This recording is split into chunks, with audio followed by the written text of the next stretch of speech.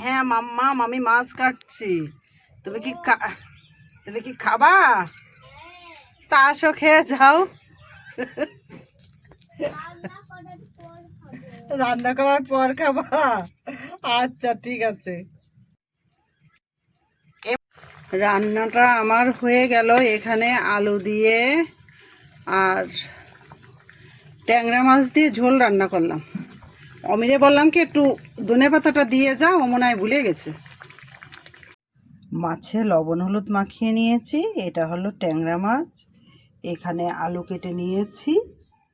বাসাতে দুটো ভেন্ডি ছিল, সেটা আর কি শুকাই গেছে, তা ভাবলাম যে দিয়ে দিই। আর এখানে হচ্ছে গিয়ে কচু শাকটা রান্না করে রেখেছি।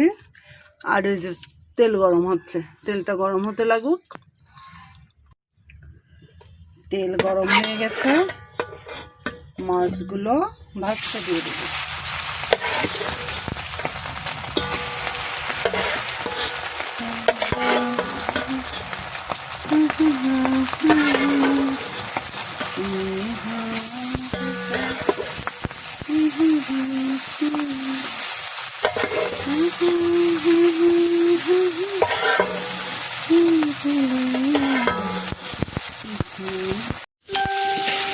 তেল দিয়েছি, জিরে কালো জিরে দিয়েছি, তেলের উপর পেঁয়াজ দিয়েছি, মরিচ দিয়েছি, আলু দিয়েছি। এবার আলুটা ভালো করে ভেজে দিচ্ছি আর লবণ হলুদ তো দিয়েইছি। এখানে রসুন বাটা দিয়েছি আর বাদাম বাটা দিয়ে আলুটা ভালো করে কষিয়ে নিলাম। এবার জল দিয়ে দিব।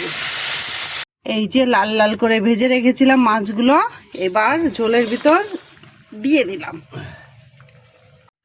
রান্নাটা আমার হয়ে গেল। এখানে আলু দিয়ে আর ট্যাংরা মাছ দিয়ে ঝোল রান্না করলাম।